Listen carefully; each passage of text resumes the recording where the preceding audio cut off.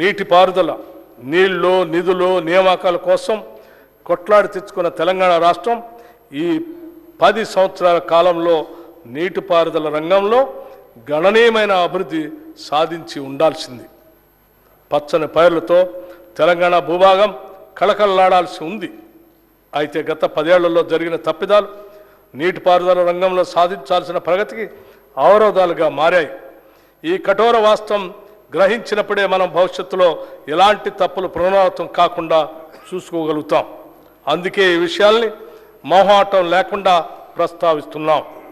నీటిపారుదల రంగ నిపుణుల సూచనలు పట్టించుకోకుండా, మేధావుల సలహాలు పాటించకుండా కేవలం మనకు తెలిసిందే వేదం అన్న రీతిలో గత ప్రభుత్వం వ్యవహరించిందనటంలో సందేహం లేదు.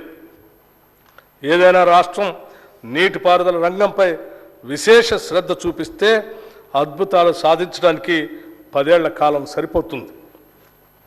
అయితే ఈ దశాబ్ద కాలంలో అనుసరించిన ఒంటెద్దు పోకడ సాగునీటి రంగాన్ని, ఆర్థిక రంగాన్ని అతలాకుతలం చేసింది. కాంట్రాక్టుల కోసం ప్రాజెక్టులు నిర్మించే విధానం తెలంగాణకు శాపంగా మారింది. లక్షల కోట్ల రూపాయల ఖర్చులో అవినీతి ఎంతో తేల్చాల్సిన బాధ్యత మాపై పడింది. అందుకే కాళేశ్వరం ప్రాజెక్టులోని మేడిగడ్డ, అన్నారం, సుందిళ్ల బ్యారేజీల నిర్మాణంలో జరిగిన నాణ్యతా లోపం, అవినీతి కార్యక్రమాలు, అనాలోచిత విధానాలు, అవకతవకలపై విచారణ జరిపిస్తామని మేము ప్రజలకి మాటిచ్చాం. ఆ మాట నిలబెట్టుకునే దిశగా కార్యాచరణ ఉంటుంది. కృష్ణా మరియు గోదావరి జలాల్లో తెలంగాణకు న్యాయంగా రావాల్సిన నీటి కేటాయింపుల కోసం ఎక్కడా కూడా రాజీ పడకుండా పోరాటం చేసి తెలంగాణ రైతుల ప్రయోజనాలను కాపాడటానికి ఎంత దూరమైనా వెళ్ళటానికి సిద్ధంగా ఉన్నాం.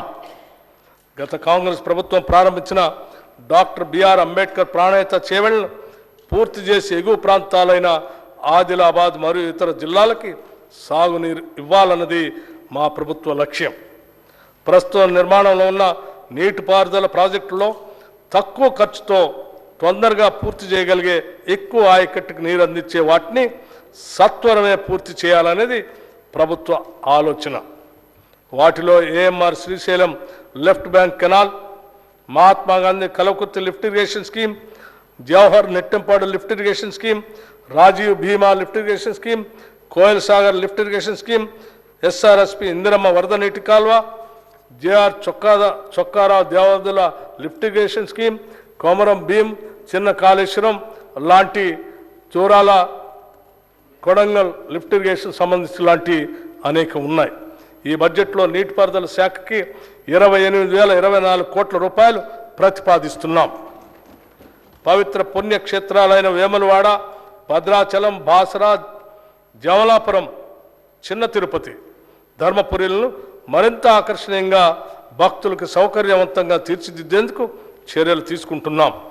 అందుకు అవసరమైన కార్యాచరణ త్వరలో ప్రారంభం కాబోతున్నదని తెలియజేయడానికి సంతోషిస్తున్నాం. ప్రముఖ పుణ్యక్షేత్రాలను అనుసంధానం చేస్తూ టూరిజం సర్క్యూట్లను ఏర్పాటు చేసేందుకు కూడా సత్వర చర్యలు తీసుకుంటాం.